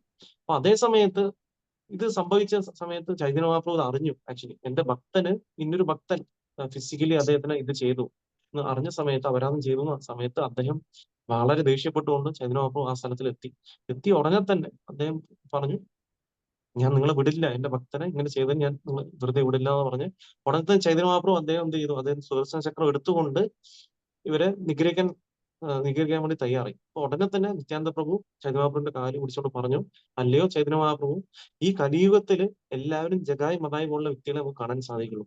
അപ്പൊ നിങ്ങളിപ്പോ കൊല്ലണം എന്ന് വിചാരിച്ചു കഴിഞ്ഞാൽ ഈ ഈ ഉള്ള എല്ലാ വ്യക്തികളും കൊല്ലേണ്ടി വരും. പക്ഷെ നമുക്കറിയാം അങ്ങ് ഈ ഒരു കലിയുഗത്തിൽ അതീതഭാവനായിട്ടുള്ള അവതാരം എടുത്തിരിക്കുകയാണ്. അപ്പം അതുകൊണ്ട് നിങ്ങൾ എന്താ ചെയ്യുക, ഈ അവതാരത്തിൽ നിങ്ങൾ കാരുണ്യം കൊടുക്കണം. അവരുടെ തെറ്റുകൾ നോക്കാൻ നിന്ന് കഴിഞ്ഞാൽ നമുക്ക് ഒരിക്കലും അവരെ കൊടുക്കാൻ സാധിക്കില്ല. അതുകൊണ്ട് അവരെ ക്ഷമിക്കണം എന്ന് പറഞ്ഞുകൊണ്ട് ചൈതന്യ മഹാപ്രഭു ആ, ക്ഷമിച്ചു ആക്ച്വലി വന്നിട്ട്. അപ്പൊ അങ്ങനെ ഈ ആ, ഇത് കേട്ട സമയത്ത് നമ്മൾ നോക്കുകയാണെന്നുണ്ടെങ്കിൽ കൂടെയുള്ള ആ മതായി അദ്ദേഹത്തിന് വളരെ എന്താ പറയാ, അദ്ദേഹത്തിന് വളരെ അനുകമ്പ തോന്നി. അതായത് ഒരു വ്യക്തിയെ നമ്മൾ അടിച്ച് ചോര വരുത്തിപ്പിച്ചിട്ടും അദ്ദേഹത്തിന് അപ്പൊ ചൈതന്യ മഹാപ്രഭു വന്ന് ഇവരെ പനിഷ് ചെയ്യാൻ വന്നതാണ്. പക്ഷെ അതേ സമയത്ത് ആ വ്യക്തി നിത്യാനന്ദ പ്രഭു തന്നെ അവിടെ എന്ത് ചെയ്യുന്നു, അവരെ കൊണ്ട് ക്ഷമ യാചിക്കുന്നു എന്ന് പറഞ്ഞ സമയത്ത് ഇവര് മനസ്സലിഞ്ഞ് അദ്ദേഹം പോയിട്ട് കാല് പിടിച്ചു. അപ്പോൾ അവരത് പറഞ്ഞു, ചൈതന്യ മഹാപ്രഭു നിങ്ങൾ നിത്യാനന്ദ പ്രഭു ക്ഷമിച്ചാൽ ഞാൻ നിങ്ങളെ ക്ഷമിക്കാന്ന് പറഞ്ഞപ്പോൾ ഇവർ രണ്ടുപേരും പോയി ക്ഷമ അപേക്ഷിച്ച് അവര് പിന്നെ ചൈതന്യ മഹാപ്രഭു നിന്ന് ദീക്ഷ എടുത്ത് അവർ ഭക്തന്മാരായിട്ട് മാറി എന്നാണ് പറയുന്നത്. അപ്പം ഇതിലൂടെ നമുക്ക് മനസ്സിലാക്കാൻ സാധിക്കും എങ്ങനെയാണ് നമ്മൾ ഓരോ സിറ്റുവേഷൻ അനുസരിച്ച് ഡീൽ ചെയ്യുന്ന കാര്യമാണ്. അപ്പൊ ചൈതന്യ മഹാപ്രഭു തന്നെയാണ് പറഞ്ഞത്, എന്ത് പറഞ്ഞു, നമ്മൾ എപ്പോഴും എളിമത്വത്തോടെയും നമ്മൾ സഹിഷ്ണുതയോടെയും നമ്മൾ ഭക്തന്മാരെ വ്യക്തികൾ അങ്ങനെയാണ് അവര് വ്യവഹാരം ചെയ്യേണ്ടതെന്ന് പറഞ്ഞു. പക്ഷെ അതേ സമയത്ത് ഈ ജഗായ് മതായിയുടെ കേസിൽ അദ്ദേഹം എന്ത് ചെയ്തു, അദ്ദേഹം അവിടെ ദേഷ്യപ്പെട്ടു ആക്ച്വലി വന്നിട്ട്. അപ്പം നമ്മൾ മനസ്സിലാക്കേണ്ടത് എന്താണ്, അപ്പൊ നമുക്ക് നമുക്ക് എന്തെങ്കിലുമൊക്കെ സ്വന്തമായിട്ട് വരുന്ന കാര്യങ്ങൾ, ഇപ്പൊ സ്വന്തമായിട്ട് ഒരാൾ നമ്മളെ കുറ്റം പറഞ്ഞാലും അതൊക്കെ നമ്മളെ അക്സെപ്റ്റ് ചെയ്യാം. എന്തെങ്കിലും ഇത് ചെയ്താൽ നമ്മൾ അതിനെ അക്സെപ്റ്റ് ചെയ്യാം. പക്ഷെ അതേ സമയത്ത് വേറൊരു ഭക്തൻ എന്തെങ്കിലും സംഭവിക്കുകയാണെന്നുണ്ടെങ്കിൽ നമ്മൾ റിയലി ആക്ട് ചെയ്യണം എന്നുള്ള കാര്യമാണ് ചൈതന്യ മഹാപ്രഭു ഇതിലൂടെ പറഞ്ഞു തരുന്നത്. മറ്റു വൈഷ്ണവർക്കായിട്ടുള്ള എതിരായിട്ടുള്ള നിന്ദകളിൽ അഗ്നി തുല്യം കോപിഷ്ഠനാകുകയും ചെയ്യേണ്ടതാണ് എന്ന് പറയുന്നു. അപ്പൊ അതുകൊണ്ടാണ് ഇതിൽ പറഞ്ഞത്, അപ്പൊ ഒരുവൻ തനിക്കെതിരായുള്ള അപമാനങ്ങളിൽ കുപിതനാകാതെ എളിമയോടെ സഹിക്കുകയും എന്നാൽ സ്വന്തം ഗുരുവിനോ മറ്റു വൈഷ്ണവർക്കോ എതിരായുള്ള നിന്ദകളിൽ അഗ്നിതുല്യം കോപിഷ്ഠനാകുകയും ചെയ്യേണ്ടതാണ് എന്നുള്ള കാര്യമാണ്. അപ്പം നമുക്കറിയാം ഈ ദേഷ്യം എന്ന് പറയുന്നത് നമ്മൾ പലപ്പോഴും കുറയ്ക്കണം നമ്മൾ പറയുന്നത് അല്ലെ. പക്ഷെ ഈ ദേഷ്യത്തിനെ നമുക്ക് എങ്ങനെയാണ് ഭക്തി സേവനത്തിൽ ഉപയോഗിക്കുക എന്നുള്ള കാര്യമാണ് ഇവിടെ നമുക്ക് ചൈതന്യ മഹാപ്രഭു പറഞ്ഞു തന്നത് അല്ലെ. അദ്ദേഹം ദേഷ്യത്തിന് എന്ത് ചെയ്തു, ദേഷ്യത്തിന് റിയൽ ആയിട്ട് യൂസ് ചെയ്തു. കാരണം എന്താണ്, ഭഗവാന്റെ ഭക്തനെ അപമാനിച്ച ഒരു വ്യക്തിക്ക് എതിരായിട്ടാണ് ദേഷ്യത്തിന് ഉപയോഗിച്ചത്, സ്വന്തം ആവശ്യത്തിന് വേണ്ടിയാണ്. അപ്പൊ അങ്ങനെ നമുക്ക് എല്ലാത്തിനും നമുക്ക് ഉപകാര സേവനത്തിൽ യൂസ് ചെയ്യാൻ സാധിക്കുന്ന കാര്യമാണ് ഇവിടെ പറഞ്ഞത്. അപ്പൊ നമുക്കറിയാം, നമുക്ക് രാമലീലയിൽ എടുക്കുകയാണെന്നുണ്ടെങ്കിൽ ഹനുമാൻ അദ്ദേഹത്തിന് ദേഷ്യത്തിന് യൂസ് ചെയ്തു അല്ലെ. അപ്പൊ പൂർണ്ണമായിട്ടുള്ള ലങ്കയെ അദ്ദേഹം കത്തിച്ചു, ലങ്ക ദഹനം ചെയ്തു. അപ്പൊ അതുപോലെ തന്നെ ആ രീതിയിലാണ് ഇതിനെ യൂസ് ചെയ്യണം എന്നുള്ള കാര്യമാണ് ഇവിടെ നമുക്ക് ചൈതന്യ മഹാപ്രഭു പറഞ്ഞത്. അപ്പൊ നമുക്ക് കോണ്ടെക്സ്റ്റ് മനസ്സിലാക്കി നമ്മൾ അതനുസരിച്ച് വേണം നമ്മൾ പ്രവർത്തിക്കണം. ഒരിക്കലും ഒരു നമ്മൾ ഭഗവാന്റെ ഭക്തന്മാരെയോ നിന്ദിക്കുന്നത് നമ്മൾ ഒരിക്കലും കേട്ടിരിക്കരുത് ഒരു കാര്യമാണ്. അപ്പൊ നമ്മൾ അങ്ങനെ സിറ്റുവേഷനിൽ നമുക്ക് അറിയാം, നമുക്ക് എല്ലാവർക്കും അങ്ങനെ റിയാക്ട് ചെയ്യാൻ സാധിക്കില്ല. അപ്പൊ അങ്ങനെ ഉണ്ടെന്നുണ്ടെങ്കിൽ നമുക്ക് എങ്ങനെ നമ്മൾ ഏത് രീതിയിലാണ് അതിനെ ഡീൽ ചെയ്യണം എന്നുള്ള കാര്യം കൂടി ഇതിൽ പറയുന്നുണ്ട്. അപ്പൊ ഇതിൽ പറയുന്നു, ജഗാമടയന്മാരിൽ കുപിതനാകുകയും സാഹചര്യത്തിൽ ഒരു വൈഷ്ണവൻ എങ്ങനെ പ്രതികരണം എന്നുള്ള പാഠം നമ്മെ പഠിപ്പിക്കുകയാണ് ശ്രീചൈതന്യ മഹാപ്രഭു. ഒരു വൈഷ്ണവൻ നിന്ന സഹിക്കാതെ താഴെ പറയുന്ന മൂന്നിൽ ഏതെങ്കിലും ഒരു നടപടി സ്വീകരിക്കണം എന്ന് പറയുന്നത്. അപ്പൊ എന്താണ് അതിൽ പറയുന്നത്, ആരെങ്കിലും ഒരാൾ ഒരു വൈഷ്ണവനെ നിന്ദിക്കുകയാണെങ്കിൽ കാര്യകാരണ സഹിതം വാദിച്ച് ആ വ്യക്തിയെ അതിൽ നിന്ന് പിന്തിരിപ്പിക്കേണ്ടതാണ്. അപ്പൊ നമുക്ക് എന്താണ്, ഇപ്പൊ വൈഷ്ണവനെ പറ്റി കുറ്റം പറയുകയാണെന്നുണ്ടെങ്കിൽ, അല്ലെങ്കിൽ ഭഗവാനെ പറ്റി ഭഗവാന്റെ ശാസ്ത്രങ്ങളെ പറ്റി കുറ്റം പറയുകയാണെന്നുണ്ടെങ്കിൽ നമ്മൾ എന്താണ്, അതിന് കാര്യകാരണങ്ങൾ മനസ്സിലാക്കി ആ വ്യക്തിയെ നിന്ന് പിന്തിരിപ്പിക്കേണ്ടതാണ്. അപ്പൊ നമ്മൾ അവരെ കൺവിൻസ് ചെയ്യാൻ നമുക്ക് ശ്രമിക്കണം. ആദ്യത്തെ പോയിന്റ് അതാണ് നമ്മൾ ചെയ്യേണ്ടത്. അപ്പൊ അതുകൊണ്ടാണ് നമുക്ക് ഈ ഫിലോസഫി നമുക്ക് ശീല പ്രഭുവ തന്നിരിക്കുന്നത്. അപ്പൊ നമുക്ക് അറിയാം, ആൾക്കാർ പല പല കാര്യങ്ങളും ഇതൊക്കെ പറയും, അവരുടെ പല ഫിലോസഫീസ് പറഞ്ഞാലും നമുക്ക് ഏറ്റവും ടോപ്പ് മോസ്റ്റ് ആയിട്ടുള്ള ഫിലോസഫി നമുക്ക് ഈ ശീല പ്രഭുവാന്റെ കാര്യം കൊണ്ട് കിട്ടിയിരിക്കുകയാണ്. അപ്പൊ ഈ ബുക്സ് നമ്മൾ പഠിച്ചു കഴിഞ്ഞാൽ നമുക്ക് വ്യക്തമായിട്ടും ഒരു വ്യക്തി നമ്മുടെ അടുത്ത് വാദിക്കുകയാണെങ്കിൽ അതിനെ എങ്ങനെ എതിർവാദത്തോടെ അദ്ദേഹത്തിനെ കൺവിൻസ് ചെയ്യുകയും അദ്ദേഹത്തിന്റെ ഒരു ഭക്തനാക്കിയുള്ള കാര്യം നമുക്ക് ചെയ്യാൻ പറ്റും. നമുക്ക് ഒരിക്കലും നമ്മുടെ പാണ്ഡിത്യല്ല അവിടെ കാണിക്കേണ്ടത്, എനിക്കെല്ലാം അറിയാം, ഞാൻ അദ്ദേഹത്തിന് തോൽപ്പിച്ചു. പക്ഷെ റിയലി നമ്മൾ എന്താ ചെയ്യേണ്ടത്, ഒരു വ്യക്തിയെ നമ്മൾ എന്താ ചെയ്യുക, അങ്ങനെ ഒരു വ്യക്തിയെ നമ്മൾ കൺവിൻസ് ചെയ്ത ശേഷം ആ വ്യക്തിയെ ഭക്തി സേവനത്തിലോട്ട് കൊണ്ടുവരാൻ ശ്രമിക്കണം എന്നാണ് ആചാര്യന്മാർ പറയുന്നത്. അപ്പൊ നമുക്ക് ഒരുപാട് കാര്യങ്ങൾ അറിയാം, ചിലപ്പോൾ അദ്ദേഹത്തിനെ നമ്മൾ തോൽപ്പിക്കുകയായിരിക്കും, അദ്ദേഹത്തിനെ നമ്മൾ ചിലപ്പോൾ ജയിച്ചു നമുക്ക് കാണിക്കാം. പക്ഷെ അതേ സമയത്ത് അങ്ങനെ ഒരു വ്യക്തിയെ കൂടി നമ്മൾ ഭക്തിയിലോട്ട് കൊണ്ടുവരാൻ നമ്മൾ ശ്രമിക്കുക കൂടി വേണം. ആ രീതിയിലാണ് നമ്മൾ ആ വ്യക്തിയെടുത്ത് നമ്മൾ പ്രീച്ച് ചെയ്യാനുള്ള കാര്യമാണ് അതിൽ പറയുന്നത്. പിന്നെ രണ്ടാമതായിട്ട് പറയുന്നതാണ്, അതിന് ചെയ്യാൻ സാധിച്ചില്ല എന്നുണ്ടെങ്കിൽ ആ സ്ഥലത്ത് തന്നെ തൽക്ഷണം ജീവൻ ഉപേക്ഷിക്കണം എന്നുള്ള കാര്യമാണ് രണ്ടാമത് പറയുന്നത്. അപ്പൊ അത് നമുക്ക് പ്രാക്ടിക്കലി പോസിബിൾ അല്ല. പിന്നെ മൂന്നാമതായിട്ടുള്ള കാര്യം എന്താണ്, ഇതിനും കഴിയില്ലെങ്കിൽ അപ്പോൾ തന്നെ അവിടം വിട്ടു പോകേണ്ടതാണ് എന്നുള്ള കാര്യമാണ് പറയുന്നത്. ഈവൻ അപ്പൊ അങ്ങനെ സിറ്റുവേഷനിൽ ഇപ്പൊ ആരെങ്കിലും നമ്മൾ ഭഗവാനെ പറ്റി ഭഗവത്ഗീതയെ പറ്റി കുറ്റം പറയാനും, എസ്പെഷ്യലി ബുക്ക് ഡിസ്ട്രിബ്യൂഷൻ പോകുന്ന സമയത്ത് ചിലപ്പോൾ അങ്ങനത്തെ ആൾക്കാരെ നമ്മൾ നിരന്തരം കാണാൻ സാധിക്കും. അപ്പൊ ഒന്നിൽ നമ്മൾ അവരെ റിഫ്യൂട്ട് ചെയ്യുക, അവരുടെ ആർഗ്യുമെന്റ്സിനെ റിഫ്യൂട്ട് ചെയ്ത് അതിനെ ക്ലിയർ ചെയ്ത് അവരെ കൺവിൻസ് ചെയ്യാൻ ശ്രമിക്കുക. അല്ലാന്നുണ്ടെങ്കിൽ നമ്മൾ ആ സ്ഥലത്ത് നിന്ന് ശരി ഹരേ കൃഷ്ണ എന്ന് പറഞ്ഞ് നമ്മൾ അപ്പൊ തന്നെ നമ്മൾ അങ്ങോട്ട് പോകാം. കാരണം കൂടുതൽ നമ്മൾ വാദിച്ച് അവരെ കൺവിൻസ് ചെയ്യാൻ പറ്റിയില്ല എന്നുണ്ടെങ്കിൽ എന്ത് സംഭവിക്കും? അവർ കൂടുതൽ ഭഗവാനെ പറ്റി കുറ്റം പറയും. അത് കാരണം നമ്മുടെ ഭഗവാനുള്ള ഫെയ്ത്ത്, നമ്മുടെ ഫെയ്ത്ത് എന്ന് പറയുന്നത് ടെൻഡറാണ്. നമ്മുടെ വിശ്വാസം എന്ന് പറയുന്നത് വളരെ എന്താ പറയുക, ചെറിയൊരു ചെടി പോലെയാണ്. അപ്പൊ അതുകൊണ്ട് നമ്മുടെ ഫെയ്ത്തിലും ചിലപ്പോൾ അത് ഷേക്ക് ചെയ്യും. പിന്നെ അതുപോലെ തന്നെ എന്ത് സംഭവിക്കും? ആ വ്യക്തി കൂടുതൽ ഭഗവാനെ പറ്റി കുറ്റം പറയുന്നതോറും അദ്ദേഹം ഭഗവാനിൽ നിന്ന് കൂടുതൽ ദൂരെ പോകും. അപ്പൊ നമ്മൾ ആ സിറ്റുവേഷൻ, നമ്മൾ അങ്ങനത്തെ സിറ്റുവേഷൻ ക്രിയേറ്റ് ചെയ്യുമ്പോൾ രണ്ടുപേർക്കും അത് മോശമായിട്ട് മാറും. അപ്പൊ അതുകൊണ്ട് നമ്മൾ ചെയ്യേണ്ട കാര്യം എന്താണ് ഇവിടെ പറയുന്നത്? അപ്പൊ നമ്മൾ അവിടുന്ന് പ്ലേസ് ലീവ് ചെയ്യാം, ഇൻ കേസ് നമുക്ക് അവർ കൺവിൻസ് ചെയ്യാൻ പറ്റില്ല എന്നുണ്ടെങ്കിൽ. അപ്പൊ ഈ രീതിയിലായിട്ടാണ് നമ്മൾ ഇത് ചെയ്യുന്നത്. കാരണം ഇവിടെയും നമുക്ക് എന്ത് സംഭവിച്ചു? ഇവിടെയും ഇതുപോലെ തന്നെ ഇവിടെ തപൻ മിശ്രയും ചന്ദ്രശേഖർ ആചാര്യ അവർ രണ്ടുപേർക്കും ഈ മായാവതി സന്യാസിമാര് ചൈതന്യ മഹാപ്രഭുവിനെ കുറ്റം പറയുന്നുണ്ട്. കാരണം എന്താണ്? അദ്ദേഹം സന്യാസിയായിട്ട് അദ്ദേഹം ഭഗവാന്റെ നാമങ്ങൾ ജപിച്ച് ഡാൻസ് ചെയ്തുകൊണ്ട് നടക്കാണ്. ശാസ്ത്രങ്ങളെ പറ്റിയൊന്നും വായിച്ച് മനസ്സിലാക്കാതെ അത് അങ്ങനെ നടക്കുന്നു എന്ന് കുറ്റം പറഞ്ഞ് അദ്ദേഹത്തിന് കളിയാക്കാൻ തുടങ്ങി. അപ്പൊ ഇത് കേട്ട അവർക്ക് അത് സഹിക്കാൻ സാധിച്ചില്ല. റിയലി ഒരു ഭക്തനാണെന്നുണ്ടെങ്കിൽ ഇന്നൊരു ഭക്തനെ പറ്റി കുറ്റം കേൾക്കുന്ന സമയത്ത് നമുക്ക് അത് സഹിക്കാൻ സാധിക്കില്ല. അതാണ് ഒരു ഭക്തന്റെ റിയൽ ക്വാളിറ്റി എന്ന് പറയുന്നത്. അപ്പൊ അതുകൊണ്ട് അവരെന്ത് സംഭവിച്ചു? അവര് ചിന്തിച്ചു, ഇനിയിപ്പോ എനിക്കൊന്നും ചെയ്യാൻ സാധിക്കില്ല, അതുകൊണ്ട് ഞാനിപ്പോ നമ്മുടെ ജീവിതം അവസാനിപ്പിക്കുകയാണെന്ന് ചിന്തിച്ചുകൊണ്ട് മഹാപ്രഭുവിന് ഒരു നിവേദനം നൽകി പോവാണ് ചെയ്യുന്നത്. അപ്പൊ ഇതാണ് ഈ ഒരു ശ്ലോകത്തിലുള്ളത്. ഇനി അടുത്തൊരു ശ്ലോകം കൂടി നമുക്ക് നോക്കാം. ശ്ലോകം 51. ത്വമാരെ നിന്ദയേയത സന്യാസീരഗണ ശുനീതേന പാരി പാഠേ ഹൃദയ ശ്രവണ. ത്വമാര നിന്ദയേയത സന്യാസീരഗണ ശുനീതേന പാരി പാഠേ ഹൃദയ ശ്രവണ. ത്വമാരെ നിന്ദയേയത സന്യാസീരഗണ ശുനീതേന പാരി പാഠേ ഹൃദയ ശ്രവണ. ശബ്ദാർത്ഥം: ത്വമാരെ അങ്ങയെ, നിന്ദയെ നിന്ദിക്കുന്നു, യഥ എല്ലാം, സന്യാസീരഗണ മായാവതി സന്യാസിമാർ, ശുനിതേ കേൾക്കുക, ന കഴിയില്ല, പാരി സഹിക്കുവാൻ, പാടെ തകരുന്നു, ഹൃദയം, ശ്രവണ കേൾക്കുമ്പോൾ. വിവർത്തനം ഭാവാർത്ഥം: കൃഷ്ണ കൃപാമൂർത്തി ശ്രീ ശ്രീമദ വേചരണ വിന്ദ ഭക്തി വേദാന്ത സ്വാമി പ്രഭുപാദ് ശീലപ്രഭുപാദ് ജയ്. ഭാവാർത്ഥം വിവർത്തനം: അങ്ങേക്കെതിരായുള്ള മായാവതി സന്യാസിമാരുടെ വിമർശനങ്ങൾ ഞങ്ങളുടെ ഹൃദയം തകർക്കുന്നു, ഞങ്ങൾക്കിത് സഹിക്കാനാവുന്നില്ല. ഭാവാർത്ഥം: ഇത് ഭഗവാൻ കൃഷ്ണനോടും മഹാപ്രഭുവിനോടുമുള്ള യഥാർത്ഥ പ്രേമത്തിന്റെ ഒരു പ്രത്യക്ഷ ലക്ഷണമാണ്. കനിഷ്ഠാധികാരി, മധ്യമാധികാരി, ഉത്തമാധികാരി എന്നിങ്ങനെ 3 വിഭാഗത്തിലുള്ള വൈഷ്ണവനുണ്ട്. വൈഷ്ണവ ജീവിതത്തിന്റെ താഴേക്കിടയിലുള്ള കനിഷ്ഠ അധികാരിക്ക് കുറച്ച് വിശ്വാസം ഉണ്ടെങ്കിലും സാരാംശങ്ങൾ വേണ്ടത്ര സുപരിചിതമല്ല. രണ്ടാമത്തെ വിഭാഗത്തിൽപ്പെട്ട മധ്യമ അധികാരിക്ക് തികഞ്ഞ ഗുരുവിലും ഭഗവാനിലും ഉറച്ച വിശ്വാസമുണ്ട്. അതിനാൽ അവർ അഭക്തന്മാരെ അവഗണിച്ച് നിഷ്കളങ്കരായ അജ്ഞാനികൾക്ക് ധർമ്മോപദേശം ചെയ്യുന്നു. ഭക്തിയുത സേവനത്തിന്റെ ഉന്നത നിലയിലുള്ള മഹാഭാഗവതൻ ഉത്തമ അധികാരി ആരെയും വൈഷ്ണവ തത്വങ്ങളുടെ എതിരാളിയായി കാണുന്നില്ല. താനൊഴികെ മറ്റെല്ലാവരും വൈഷ്ണവരായി അദ്ദേഹം കാണുന്നു. ഒരുവൻ തൃണത്തെക്കാൾ എളിയവനും വൃക്ഷത്തെക്കാൾ സഹിഷ്ണുതയുള്ളവനുമായി ഇരിക്കണമെന്നുള്ള തൃണാദപി സുനീചേന തരോരപി സഹിഷ്ണുന മഹാപ്രഭുവിന്റെ നിർദ്ദേശത്തിന്റെ സാരം ഇതാണ്.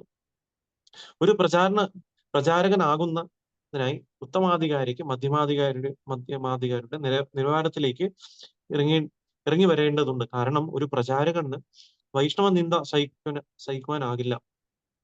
ഒരു കനിഷ്ഠാധികാരിക്കും ഇത് അസഹീനമാണെങ്കിലും ശാസ്ത്രങ്ങളിൽ നിന്നുള്ള തെളിവുകൾ നൽകി നിന്ദ അവസാനിപ്പിക്കുവാൻ അവൻ പ്രാപ്തനല്ല.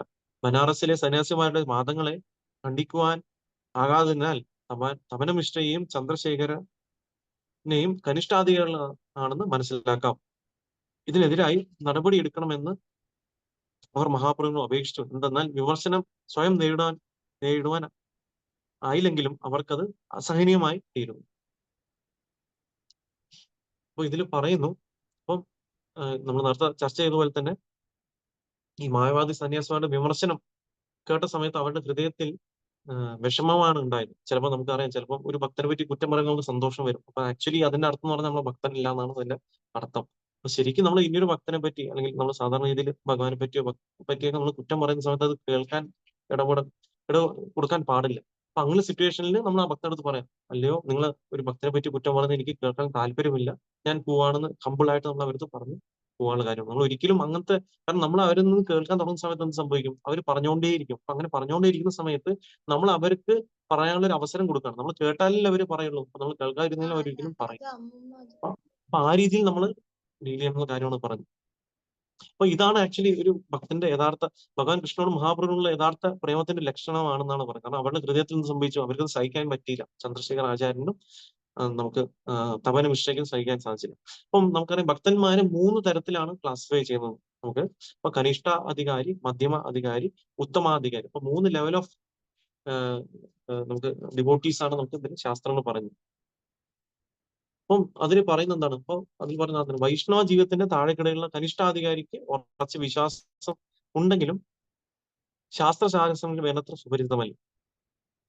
അപ്പൊ അവർക്ക് കനിഷ്ഠാധികാരികൾ അല്ലെ, അതാണ് ആദ്യത്തെ നിയോഫൈറ്റ് ലെവലിലെ സ്റ്റേജിലുള്ള ആൾക്കാരാണ്. അപ്പോൾ കനിഷ്ഠാധികാരികൾ കൊണ്ട് ഉദ്ദേശിച്ചത്. അപ്പൊ ഈ കനിഷ്ഠ അധികാരികളായിട്ടുള്ള വ്യക്തികള്, അപ്പൊ അവർക്ക് ഭഗവാനിൽ വിശ്വാസം ഉണ്ടാവും, പക്ഷെ ഭക്തന്മാരിൽ അത്രത്തോളം ശ്രദ്ധ ഉണ്ടാവില്ല. ഭഗവാൻ അപ്പൊ അവര് എന്ത് ചിലപ്പോൾ അമ്പലത്തിൽ വരുമ്പോൾ അവർ നേരെ ഭഗവാനെ കാണും, നമസ്കരിക്കും, തിരിച്ചും. ഭക്തന്മാരുടെ അടുത്ത് അത്രയും റെസ്പെക്റ്റോ അല്ലെങ്കിൽ അവർക്ക് അറിയില്ല ഭഗവാനെ മനസ്സിലാക്കണമെന്ന് ഭക്തന്മാരോട് മനസ്സിലാക്കാൻ സാധിക്കുന്ന ആ വിശ്വാസം അവർക്ക് ഉണ്ടാവില്ല. അപ്പൊ അതാണ് ആദ്യത്തെ ലെവൽ എന്ന് പറയുന്ന ഈ കനിഷ്ഠ അധികാരി എന്ന് പറയുന്നത്. അപ്പൊ അതില് നമുക്ക് ഇതിൽ പറയുന്നുണ്ട് ആക്ച്വലി, ശ്രീമദ് ഭാഗവത്തിൽ പറയുന്നു, അർച്ചായം ഏവ ഹരയെ പൂജാം യ ശ്രദ്ധയേ ഹതേ ന തത് ഭക്തേഷു ചാന്യേഷു സഭക്ത പ്രാകൃത സ്മൃത. അപ്പൊ അതിൽ പറയുന്നു, ഒരു വ്യക്തി വളരെ വിശ്വാസപൂർവ്വം ഭഗവാന്റെ വിഗ്രഹ ആരാധനയിൽ അദ്ദേഹം ആവൃതനാണ് ആക്ച്വലി. പക്ഷെ അതേ സമയത്ത് എങ്ങനെ ഭക്തന്മാരുടെ അടുത്ത് ഇടപഴകണം, അല്ലെങ്കിൽ അല്ലെങ്കിൽ അല്ലെങ്കിൽ സാധാരണ വ്യക്തികൾക്ക് എങ്ങനെ ഇടപഴകണം എന്ന് അറിയാത്ത ഒരു വ്യക്തിയാണ് പ്രാകൃത ഭക്തൻ, അല്ലെങ്കിൽ നമ്മൾ പറയുന്ന കനിഷ്ഠാധികാരി എന്ന് പറയുന്നത്. അതാണ് ആദ്യത്തെ ലെവൽ എന്ന് പറയുന്നത്. ഒരു വ്യക്തിക്ക് അറ്റ്ലീസ്റ്റ് മധ്യമാധികാരി ലെവലിലോട്ട് വരണമെന്നാണ് ശീല പ്രഭുപാദ് പറയുന്നത്. അപ്പൊ അടുത്ത് എന്താണ് മധ്യമാധികാരി എന്ന് നമുക്ക് നോക്കാം. ഇതിൽ പറയുന്നു, ഈശ്വരേത അധിനേഷു ബാലിശേഷു ദുഷസുസ പ്രേമമായിത്രി കൃപോപേക്ഷ യ കാരോതി സ മധ്യമ. മധ്യമാധികാരി എന്ന് പറയുന്നത് അദ്ദേഹം എന്താണ്, അത് ആക്ച്വലി അദ്ദേഹം എങ്ങനെ ഡീൽ ചെയ്യണം എന്ന് അദ്ദേഹത്തിന് അറിയാം. അപ്പൊ അദ്ദേഹം എന്ത് ചെയ്യും? അപ്പൊ അദ്ദേഹത്തിന് പരമോധി പുരുഷനായ ഭഗവാനെ ആണ് അദ്ദേഹത്തിന് എല്ലാ രീതിയിലും അദ്ദേഹം പ്രേമയുഗ സേവനം, അദ്ദേഹം ഭഗവാനെ സേവനം ചെയ്യാണ് ചെയ്യുന്നത്. അദ്ദേഹം ഭഗവാന്റെ ഭക്തന്മാരോട് അദ്ദേഹം മൈത്രി ഭാവത്തോടെ അദ്ദേഹം സേവനം ചെയ്യും. അതേ സമയത്ത് എന്ത് ചെയ്യും? അദ്ദേഹം നിഷ്കളങ്കരായ വ്യക്തികളുടെ അടുത്ത് അദ്ദേഹത്തിന് കാരുണ്യം കൊടുക്കും. അതേ സമയത്ത് ഭഗവാനെ നിന്ദിക്കുന്ന വ്യക്തികൾ, അങ്ങനത്തെ വ്യക്തികളോട് അദ്ദേഹം എന്ത് ചെയ്യും? അതിൽ നിന്ന് അവർ മാറി നിൽക്കും. അങ്ങനത്തെ വ്യക്തിയിൽ നിന്ന് അസോസിയേഷൻ മാറി നിൽക്കണം എന്നാണ് മധ്യമാധികാരി ഉള്ള ഇത് പറയുന്നത്. അപ്പൊ എങ്ങനെ വ്യത്യസ്തമായിട്ടുള്ള വ്യക്തികളെ നമ്മൾ എങ്ങനെ ഡീൽ ചെയ്യുന്ന കാര്യമാണ് ഇതിൽ നമുക്ക് പറയുന്നത്. അപ്പോൾ ഇതേ സമയത്ത് ഇതാണ് മധ്യമാധികാരി എന്ന ലെവലിനെ പറ്റി പറയുന്നത്. പിന്നെ നമുക്ക് അത് ഉത്തമാധികാരി എന്ന ലെവലിൽ വരുന്ന സമയത്ത്, ഒരു ഉത്തമാധികാരിയായിട്ടുള്ള വ്യക്തി അദ്ദേഹത്തിനെ ഒഴിച്ച് ബാക്കി എല്ലാവരും ഭക്തന്മാരാണ് അദ്ദേഹം കാണുന്നത്. ഞാൻ ഭക്തനല്ല, ബാക്കിയുള്ളവരും ഭക്തന്മാരാണ് എന്ന രീതിയിലാണ് ഒരു ഉത്തമ അധികാരി. അതാണ് ഏറ്റവും ടോപ്പ് മോസ്റ്റ് ആയിട്ടുള്ള ഭക്തൻ എന്ന് പറയുന്നത്. അപ്പൊ അങ്ങനത്തെ വ്യക്തി, അപ്പൊ അദ്ദേഹം ബാക്കിയുള്ളൊരു ഭക്തന്മാർ ആണ്, ഞാൻ ഭക്തനല്ല അല്ല എന്നുള്ള ആ ഒരു ഹയസ്റ്റ് ആയിട്ടുള്ള, അത്ര എലിവേറ്റഡ് ആയിട്ടുള്ള പ്ലാറ്റ്ഫോമിലാണ് അദ്ദേഹം ഇരിക്കുന്നത്. അപ്പം അങ്ങനെയുള്ള ഒരു വ്യക്തിക്ക് ഒരിക്കലും പ്രചരണം ചെയ്യാൻ സാധിക്കാത്തതുകൊണ്ട് ആ ഉത്തമ അധികാരിയായിട്ടുള്ള വ്യക്തി മധ്യമാധികാരി എന്ന ലെവലിലോട്ട് വന്നാലേ അദ്ദേഹത്തിന് പ്രചരണം ചെയ്യാൻ സാധിക്കൂ. അപ്പൊ അതുകൊണ്ടാണ് അവരെന്ത് ചെയ്യും? മധ്യമാധികാരി ലെവലിലോട്ട് വന്ന് പ്രചരണം ചെയ്യുന്നത്. കാരണം അല്ലെങ്കിൽ അവർക്ക് പ്രചരണം ചെയ്യാൻ സാധിക്കില്ല. കാരണം ഞാൻ ഭക്തനല്ല, ബാക്കിയുള്ളവരും ഭക്തന്മാരാണെന്ന് ചിന്തിച്ചു കഴിഞ്ഞാൽ പിന്നെ വേറൊന്നും നമുക്ക് ചെയ്യാനില്ല. പക്ഷെ പ്രീച്ചിങ് പർപ്പസിന് വേണ്ടി അവരെന്ത് ചെയ്യും? അവർ ആ ലെവലിൽ നിന്ന് മധ്യമാധികാരി എന്ന ലെവലിലോട്ട് വന്ന് അവർ പ്രചരണം ചെയ്യുന്നുള്ള കാര്യമാണ് ഇതിൽ പറയുന്നത്. പ്രചരണത്തിന് വേണ്ടിയിട്ട് അദ്ദേഹം അങ്ങനെ എന്ത് ചെയ്യുന്നുള്ള കാര്യമാണ് ഇതിൽ പറയുന്നത്. ഉത്തമാധികാരി ഇതിനെ പറ്റി പറയുന്നത്. അപ്പൊ ശരിക്കും ആ ഒരു നമ്മൾ നേരത്തെ പറഞ്ഞ ഈ തൃണാദവി സുനീചേന എന്ന ശ്ലോകത്തിന്റെ സാരം എന്ന് പറയുന്നത് ഇതാണ് ആക്ച്വലി. ഈ 3 ക്ലാസിഫിക്കേഷൻസ് നമ്മൾ അനുസരിച്ച് എങ്ങനെ നമ്മൾ ആൾക്കാർ ഡീൽ ചെയ്യണം എന്നുള്ളത് നമ്മൾ സിറ്റുവേഷൻ അനുസരിച്ച് ചെയ്യണം. അപ്പോൾ നമ്മൾ എപ്പോഴും എന്താണ്, ടൈം പ്ലേസ് സർക്കംസ്റ്റൻസ് അനുസരിച്ചാണ് നമ്മൾ കാര്യങ്ങൾ ഡീൽ ചെയ്യേണ്ടത്. അതാണ്. അപ്പൊ ഇതിൽ പിന്നെ പറയുന്നതാണ്, ഒരു ഉത്തമാധി മധ്യ ലെവൽ നിലയിലേക്ക് ഇറങ്ങേണ്ടി വരുന്നത്. കാരണം ഒരു പ്രചാരകന് വൈഷ്ണവ നിന്ദ സഹിക്കാനാവില്ല. അപ്പോൾ ഒരു പ്രചാരകനാകുന്നതിനായി ഉത്തമാധികാരിക്ക് മധ്യമാധികാരിയുടെ നിലവാരത്തിലേക്ക് ഇറങ്ങി വരേണ്ടതെന്ന്. കാരണം ഒരു പ്രചാരകന് വൈഷ്ണവ നിന്ദ സഹിക്കാനാവില്ല, അല്ലെ? അപ്പൊ വൈഷ്ണവ നിന്ദ സഹിക്കാൻ പറ്റില്ല. അപ്പൊ അതുകൊണ്ട് അദ്ദേഹത്തിന് എന്ത് ചെയ്യണം? ഉത്തമാധികാരിയായിട്ടുള്ള വ്യക്തി മധ്യമാധികാരി ലെവലിലോട്ട് വരണം എന്നുള്ള കാര്യം മനസ്സിലാക്കി സാധിക്കും. ഒരു കനിഷ്ഠാധികാരിക്കും ഇത് അസഹനീയമാണെങ്കിലും ശാസ്ത്രങ്ങളിൽ നിന്നുള്ള തെളിവുകൾ നൽകി നിന്ദ അവസാനിപ്പിക്കാൻ അവൻ പ്രാപ്തനല്ല. അപ്പൊ കനിഷ്ഠാധികാരിക്കും ആക്ച്വലി സഹിക്കാൻ സാധിക്കില്ല. ഇവൻ ഒരു നിയോഫൈറ്റ് ലെവലിൽ ഉള്ള വ്യക്തി ആയാലും ശരി. പക്ഷെ അദ്ദേഹത്തിന് ഇത് സഹിക്കാൻ സാധിക്കില്ല. കാരണം എന്താണ്? അദ്ദേഹത്തിനും അറിയാം ഭഗവാനെ പറ്റി കുറ്റം പറയുന്നത് ശരിയല്ല. ഭഗവാനിലുള്ള അദ്ദേഹത്തിന് ഒരു ടെൻഡർ ആയിട്ടുള്ള ഫെയ്ത്ത് ഉണ്ട്. പക്ഷെ അദ്ദേഹത്തിന് അതിനുള്ള എക്സ്പ്ലനേഷൻസ് കൊടുക്കാൻ സാധിക്കാത്തതുകൊണ്ട് അവരെന്ത് ചെയ്യും? അവർക്ക് ആ നിന്ദയെ നിർത്താൻ സാധിക്കില്ല. അപ്പൊ അതുകൊണ്ട് എന്താ, അപ്പം നമ്മൾ എല്ലാവരും ഒരു മധ്യമാധികാരി ലെവലിലോട്ട് വരണം എന്നാണ് ശീല പ്രഭുപാദ് പറഞ്ഞത്. എന്നാലേ നമുക്ക് അദ്ദേഹം പ്രീച്ച് ചെയ്യാൻ സാധിക്കുള്ളൂ ശരിക്കും. കാരണം കനിഷ്ഠാധികാരിയിൽ നിൽക്കുന്ന സമയത്ത് നമ്മൾ സാറ്റിസ്ഫൈഡ് ആണ്. ഞാൻ എന്റെ ഭക്തി ഞാൻ കുറച്ച് ചെയ്യുന്നു. പക്ഷെ റിയലി നമ്മൾ ഭക്തിയുടെ രുചി അനുഭവിക്കണം എന്നുണ്ടെങ്കിൽ നമ്മൾ എന്ത് ചെയ്യണം? പ്രീച്ച് ചെയ്യണം. ശരി, നമ്മൾ ബാക്കിയുള്ളവരും കൂടി കൃഷ്ണഭക്തിയെ പറ്റി പറഞ്ഞു കൊടുക്കണം. എന്നാലേ ശരിക്കും ഭഗവാന്റെ പൂർണ്ണമായിട്ടുള്ള കാര്യങ്ങൾ നേടാൻ സാധിക്കുള്ളൂ ആക്ച്വലി വന്നിട്ട്. അപ്പൊ ഇതിലും അടുത്തതായിട്ട് പറയുന്നതാണ്. അപ്പൊ ഇതിൽ പറയുന്നു, ബനാറസിലെ സന്യാസിമാരുടെ വാദങ്ങളെ ഖണ്ഡിക്കുവാൻ ആകാത്തതിനാൽ തപൻ മിശ്രയ്ക്കും ചന്ദ്രശേഖരനെയും കനിഷ്ഠാധികാരികളെന്ന് മനസ്സിലാക്കാം. അപ്പൊ അവർക്ക് ആക്ച്വലി എന്ത് സംഭവിച്ചു? അവർക്ക് ഈ മായാവാദികളുടെ അവര് ഭഗവാനെ പറ്റി ഒരുപാട് കുറ്റങ്ങൾ പറയാൻ തുടങ്ങി. പക്ഷെ അതേസമയത്ത് ഇവർക്ക് തിരിച്ചു പറയാൻ സാധിച്ചില്ല. അപ്പൊ അതുകൊണ്ട് അവർ കനിഷ്ഠാധികാരി എന്ന ലെവലിലാണ് അവരെ കാണുന്നത്. നമ്മൾ നോക്കുകയാണെന്നുണ്ടെങ്കിൽ ഇതിനെതിരെ നടപടി എടുക്കണമെന്ന് അവർ മഹാപ്രഭുവിനെ അപേക്ഷിച്ചു. എന്തെന്നാൽ വിമർശനങ്ങൾ സ്വയം നേടുവാൻ ആയില്ലെങ്കിലും അവർക്കത് അസഹനീയമായി തീർന്നു. പക്ഷെ അവരുടെ ഒരു നല്ലൊരു ക്വാളിറ്റി എന്താണ്? അവരെ കുറ്റങ്ങൾ കേട്ട് അവരങ്ങനെ ചിന്തിച്ചില്ല, അയ്യോ അപ്പൊ മഹാപ്രഭു ഇങ്ങനത്തെ ഒരു വ്യക്തിയാണ്, അദ്ദേഹത്തിന് അറിയില്ല എന്ന് ചിന്തിച്ചില്ല. അവര് അതിൽ വിഷമിച്ചു, എനിക്കത് എനിക്കൊന്നും അവർക്ക് റിയാക്ട് ചെയ്യാൻ സാധിക്കുന്നില്ലല്ലോ എന്ന് മനസ്സിലാക്കിക്കൊണ്ട് അവരെന്ത് ചെയ്തു? ഉടനെ തന്നെ അവരെന്ത് ചെയ്തു? അവർക്ക് അവർക്ക് ആ ഒരു ഹെൽപ്ലെസ് സിറ്റുവേഷനിൽ അവർ ചൈതന്യ മഹാപ്രഭുവിന്റെ അടുത്ത് വന്ന് അപേക്ഷിച്ചു. ഇങ്ങനെ അവർ പറയുന്നുണ്ട്, നമുക്ക് നിസ്സഹനായിട്ടുള്ള അവസ്ഥയാണ്, അപ്പൊ അതുകൊണ്ട് എന്തെങ്കിലും ചെയ്യണം എന്ന് ചൈതന്യ മഹാപ്രഭു റിക്വസ്റ്റ് ചെയ്തു. അപ്പം റിക്വസ്റ്റ് ചെയ്ത സമയത്ത് അടുത്ത ശ്ലോകം നമുക്ക് അടുത്ത ക്ലാസ്സിൽ കാണാം. അപ്പൊ ചൈതന്യ മഹാപ്രഭു എന്ത് ചെയ്തു? അപ്പൊ ആ സമയത്ത് ചൈതന്യ മഹാപ്രഭു അദ്ദേഹത്തിന് മഹാപ്രഭു അവരെ ഒരിക്കലും വഴക്കൊന്നും കൊടുത്തില്ല. അദ്ദേഹം വല്ല കാരുണ്യത്തോടെ അദ്ദേഹം ഒരു പുഞ്ചിരിച്ചുകൊണ്ട് അദ്ദേഹം ഒരു കാര്യം ചെയ്തു. ആക്ച്വലി അതെന്താണെന്നുള്ള കാര്യം നമുക്ക് നാളത്തെ ക്ലാസ്സിൽ നമുക്ക് കാണാം. അപ്പൊ ഇതാണ്. അപ്പൊ നമ്മൾ മനസ്സിലാക്കേണ്ട വളരെ ഇമ്പോർട്ടന്റ് ആയിട്ടുള്ള കാര്യമാണ്. അപ്പൊ നമുക്ക് എങ്ങനെ നമ്മൾ ഭക്തന്മാർക്ക് നമ്മൾ എങ്ങനെ വ്യക്തികളത്ത് ഡീൽ ചെയ്യുന്നുള്ള കാര്യം വളരെ വ്യക്തമായിട്ടും നമുക്ക് ഈ രണ്ട് ശ്ലോകത്തിൽ മനസ്സിലാക്കാൻ സാധിക്കും. നമുക്ക് സ്വയമേ വരുന്ന എല്ലാ നമുക്ക് എന്ത് രീതിയിലുള്ള നമുക്ക് വരുന്ന സ്വന്തമായിട്ട് നമുക്ക് എന്തൊക്കെ വന്നാലും നമ്മൾ അക്സെപ്റ്റ് ചെയ്യാനുള്ള കാര്യമാണ് നമ്മൾ നോക്കുകയാണെന്നുണ്ടെങ്കിൽ. അപ്പൊ അതിന് നമുക്ക് ഒരിക്കലും എന്താ ചെയ്യാം? നമുക്ക് എഗെയിൻസ്റ്റ് ആയിട്ട് വരുന്ന അപമാനങ്ങളും അതിനൊക്കെ നമ്മൾ എന്താ ചെയ്യുക? അതിന് നമ്മൾ എളിമയോട് നമ്മൾ സഹിക്കുക. നമുക്ക് ചിലപ്പോൾ നമ്മുടെ കർമ്മം അനുസരിച്ചായിരിക്കും ചിലപ്പോൾ വരുന്നുണ്ടാവുക, അല്ലെങ്കിൽ ഇത് എന്റെ പ്യൂരിഫിക്കേഷന് വേണ്ടിയിട്ടാണെന്നുള്ള കാര്യം മനസ്സിലാക്കിക്കൊണ്ട് അതിനെ നമ്മൾ അക്സെപ്റ്റ് ചെയ്യാനുള്ള കാര്യമാണ്. അതേസമയത്ത് നമ്മളൊരു ഭഗവാനെ പറ്റിയോ ഭക്തന്മാരെ പറ്റിയോ ഗുരുവിനെ പറ്റിയോ ഒക്കെ ആരെങ്കിലൊക്കെ എന്തെങ്കിലും അപരാധപരമായിട്ട് എന്തെങ്കിലും അവര് സംസാരിക്കുകയാണെന്നുണ്ടെങ്കിൽ ഒന്നിൽ നമ്മൾ എന്താ ചെയ്യുക? അതിനെ നമ്മൾ എതിർക്കണം. നമ്മൾ ആ സമയത്ത് നമ്മൾ ശരിക്കും നമ്മൾ എന്താ ചെയ്യുക? നമ്മൾ ഈ ദേഷ്യത്തിനെ നമ്മൾ ആക്ച്വലി ആ സർവീസ് യൂസ് ചെയ്യണം എന്നാണ് പറയുന്നത്. അപ്പൊ ഒന്നിൽ നമ്മൾ അവരെ തർക്കിച്ച് അവരെ ആക്ച്വലി അവരെ കൺവിൻസ് ചെയ്യുക, അല്ലാന്നുണ്ടെങ്കിൽ നമ്മൾ ആ സ്ഥലം വിട്ടുപോകാനുള്ള കാര്യമാണ്. അപ്പൊ ചിലപ്പോൾ നമുക്ക് അങ്ങനത്തെ സിറ്റുവേഷൻസ് വരുമ്പോൾ നമുക്ക് എങ്ങനെ റിയാക്ട് ചെയ്യുന്ന അറിയില്ല. അപ്പൊ നമ്മൾ എന്താ ചെയ്യാം? അവരെന്താണ് ചോദ്യം ചോദിച്ചിരിക്കുന്നത് അതിനടുത്ത് അവരടുത്ത് പറയാം, ഞാനത് മനസ്സിലാക്കിയിട്ട് ഞാൻ നമുക്ക് ഉത്തരം പറയാമെന്ന് പറഞ്ഞുകൊണ്ട് നമുക്ക് ഹമ്പിളായിട്ട് നമുക്ക് തിരിച്ചു വരാം. നമ്മൾ വിഷമിക്കേണ്ട ആവശ്യമില്ല. നമ്മൾ എന്താണ് ഉള്ള കാര്യം നമ്മൾ മനസ്സിലാക്കാൻ വേണ്ടിയിട്ടാണ് ശാസ്ത്രമുള്ളത്. അപ്പൊ അതുകൊണ്ട് നമ്മൾ പ്രഭുപാദ ഗ്രന്ഥങ്ങൾ നമുക്ക് റിയലി വായിക്കുകയാണെന്നുണ്ടെങ്കിൽ ഓരോ വ്യക്തികൾക്കും ഓരോ സിറ്റുവേഷൻസ് നമ്മൾ എങ്ങനെ ആക്ട് ചെയ്യണം എന്നുള്ള കാര്യങ്ങൾ ഇത് പറഞ്ഞു തന്നിരിക്കുകയാണ്. അപ്പൊ അതുകൊണ്ട് നമ്മൾ ഫിലോസഫി മനസ്സിലാക്കണം എന്നുള്ളത് വളരെ ഇമ്പോർട്ടന്റ് ആണ്. നമുക്കറിയാം, ഈ ആത്മീയ പുരോഗതി എന്ന് പറയുന്നത് നമുക്കറിയാം, നമ്മുടെ തിരുനാമ ജപത്തിലൂടെ നമുക്ക് പുരോഗമിക്കാൻ സാധിക്കും. പക്ഷെ എന്നാലും നമുക്ക് ആ ഒരു കൺവിക്ഷൻ, നാമജപത്തിലൂടെ എനിക്ക് സ്പിരിച്വൽ പെർഫെക്ഷൻ നേടാൻ സാധിക്കുന്നുള്ള കൺവിക്ഷൻ വരണമെന്നുണ്ടെങ്കിൽ നമുക്ക് എന്ത് ചെയ്യണം? നമുക്ക് ശ്രീല പ്രഭുപാദിന്റെ ഗ്രന്ഥങ്ങൾ വായിച്ചാൽ മാത്രമാണ് നമുക്ക് ആ പൂർണ്ണമായിട്ട് കൺവിക്ഷൻ നമുക്ക് വരിക. അല്ലാന്നുണ്ടെങ്കിൽ നമ്മുടെ വിശ്വാസം എന്ന് പറയുന്നത് അങ്ങോട്ടും ഇങ്ങോട്ടും മാറിക്കൊണ്ടേയിരിക്കും. അതുകൊണ്ട് റിയലി നമ്മുടെ ബുദ്ധിയെ നമുക്ക് തൃപ്തിപ്പെടുത്തണം. നമ്മുടെ ഇന്റലിജൻസിനെ സാറ്റിസ്ഫൈ ചെയ്യണമെന്നുണ്ടെങ്കിൽ നമുക്ക് ശാസ്ത്രങ്ങൾ വായിച്ചാലേ നമ്മുടെ ഇന്റലിജൻസ് നമുക്ക് പ്യൂരിഫൈ ചെയ്യാം. നമ്മൾ എപ്പോഴും പറയുന്ന ഒരു കാര്യമാണ്, നമുക്ക് മനസ്സ്, ബുദ്ധി, അഹങ്കാരം, 3 കാര്യമുണ്ട് അല്ലെ? ഈ മൂന്നും നമുക്കിപ്പം മെറ്റീരിയൽ ലൈഫിൽ നമ്മൾ എപ്പോഴും ഇത് പൊല്യൂട്ടഡ് ആണ്, നമ്മളിത് പ്യൂർ അല്ല, ഇംപ്യൂർ ആണ്. ഇപ്പൊ മൈൻഡിനെ പ്യൂരിഫൈ ചെയ്യാൻ, മനസ്സിനെ പ്യൂരിഫൈ ചെയ്യാൻ വേണ്ടി എന്താ ചെയ്യാം? നമ്മൾ തിരുനാമങ്ങൾ ജപിക്കാം നിരന്തരം. ഹരേ കൃഷ്ണ ഹരേ കൃഷ്ണ കൃഷ്ണ കൃഷ്ണ ഹരേ ഹരേ, ഹരേ രാമ രാമ രാമ ഹരേ ഹരേ. മനസ്സിനെ അങ്ങനെ പ്യൂരിഫൈ ചെയ്യാം. നമുക്ക് ഇന്റലിജൻസ് അല്ലെങ്കിൽ ബുദ്ധി നമുക്ക് എങ്ങനെ പ്യൂരിഫൈ ചെയ്യാം? നമ്മൾ എന്താ ചെയ്യാം? നമുക്ക് ഭൗതികമായിട്ടുള്ള പല ഗ്രന്ഥങ്ങൾ വായിച്ച് നമ്മൾ ബുദ്ധി ആക്ച്വലി എന്താ ചെയ്യുക? നമ്മൾ ഇംപ്യൂർ ആയി ഇരിക്കുകയാണ്. പക്ഷെ നമുക്ക് ശാസ്ത്രങ്ങൾ വായിച്ചുകൊണ്ട്, നമുക്ക് ശ്രീല പ്രഭുപാദിന്റെ ഗ്രന്ഥങ്ങൾ വായിച്ചുകൊണ്ട് നമ്മുടെ ബുദ്ധിയെ നമുക്ക് പ്യൂരിഫൈ ചെയ്യാൻ സാധിക്കും. അപ്പോൾ ഇന്റലിജൻസിനെ പ്യൂരിഫൈ ചെയ്യാൻ നമ്മൾ ശാസ്ത്രങ്ങൾ വായിക്കും. പിന്നെ നമ്മൾ അഹങ്കാരത്തിനെ പ്യൂരിഫൈ ചെയ്യാൻ എന്ത് ചെയ്യണം? അപ്പൊ അഹങ്കാരം ഞാൻ എന്തോ ആണെന്നുള്ള ചിന്ത നമുക്ക് ഉണ്ടാവും. ഞാൻ വലിയൊരാളാണ്, ഭൗതികമായിട്ട് എനിക്ക് വലിയൊരു പൊസിഷൻ ഉണ്ട് എന്ന ചിന്തയുണ്ടാവും. പക്ഷെ ആ അഹങ്കാരത്തിനെ പ്യൂരിഫൈ ചെയ്യാൻ എന്ത് ചെയ്യണം? അതിനെ നമുക്ക് സേവനങ്ങൾ ചെയ്യാം. സേവനങ്ങൾ ചെയ്യുമ്പോൾ നമ്മൾ അഹങ്കാരത്തിനെ പ്യൂരിഫൈ ചെയ്യണം. അപ്പൊ ചാൻഡിങ് മൈൻഡിനെ പ്യൂരിഫൈ ചെയ്യും, റീഡിങ് ഇന്റലിജൻസിനെ പ്യൂരിഫൈ ചെയ്യും, സർവീസ് നമ്മുടെ ഈഗോയെ പ്യൂരിഫൈ ചെയ്യും. ആ രീതിയിൽ നമ്മൾ ഈ സേവനങ്ങൾ അനുഷ്ഠിക്കുന്ന, ഇതിനെ ബാലൻസ് ചെയ്ത് പോകുന്ന ഒരു വ്യക്തിക്ക് എന്ത് ചെയ്യാൻ സാധിക്കും? അങ്ങനെ 3 കാര്യങ്ങൾ നമ്മൾ ചെയ്തുകൊണ്ട് പോകുന്ന ഒരു വ്യക്തിക്കാണ് റിയലി ഈ ഡിവോഷണൽ പാത്തിൽ അദ്ദേഹത്തിന് മുന്നോട്ട് പോവുകയും അദ്ദേഹത്തിന് പ്യൂർ ഡിവോഷൻ എത്താനും സാധിക്കുകയും ചെയ്യും. ഇതാണ് ഈ ക്ലാസ്സിലൂടെ പറയാനുള്ളത്. ആർക്കെങ്കിലും എന്തെങ്കിലും സംശയങ്ങൾ ഉണ്ടെങ്കിൽ ചോദിക്കാം. ഹരേ കൃഷ്ണ.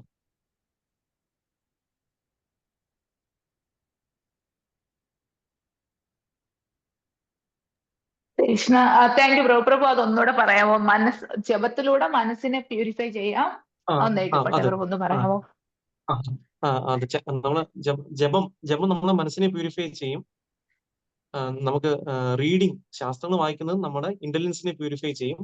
പിന്നെ ഒരു സേവനങ്ങൾ നമ്മുടെ ഈഗോ പ്യൂരിഫൈ ചെയ്യും. റിയലി പ്യൂരിഫൈ ചെയ്യും. അങ്ങനെ 3 കാര്യങ്ങളാണ്.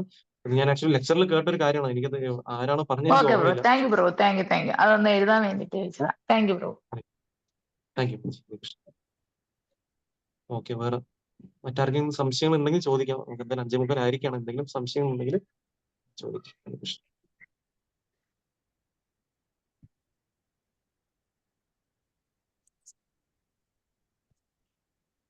ഓക്കെ, മറ്റ് സംശയങ്ങളൊന്നും ഇല്ല. അപ്പൊ എല്ലാവരും നാളെ ബാക്കി ഇതിന് കണ്ടിന്യൂഷൻ ആയിട്ടുള്ള ക്ലാസ്സിൽ കേൾക്കുക. എന്താണ് ചൈതന്യ മഹാപ്രഭു, എങ്ങനെയാണ് ആ ഒരു സിറ്റുവേഷനെ വളരെ പ്ലീസ്ഡ് ആയിട്ട് അദ്ദേഹം എങ്ങനെ ഡീൽ ചെയ്തെന്നുള്ള കാര്യം നമുക്ക് നാളത്തെ ക്ലാസ്സിൽ നാളെ കേൾക്കാം. 52 ഓൺവേർഡ്സ് അല്ലേ? അതെ മാജി, 52 ഓൺവേർഡ്സ്. 52 അതെ മാജി, 52 okay. Onwards. Thank you bro. Thank you. Thank you. Thank you. വളരെ നന്ദി ഭായി. വളരെ നന്ദി. Thank you bro. വന്നു ചേർന്ന ഭക്തമാർക്ക് വിനീതമായ നന്ദി. ശ്രീചൈതന്യ സനാതനം की जय, शील प्रभुपाद की जय, समवेत गौर भक्तवृंद की जय, पिताई गौर प्रेमानंदे हरि हरि ഹരി हरे ഹരി कृष्ण. ബോൾ.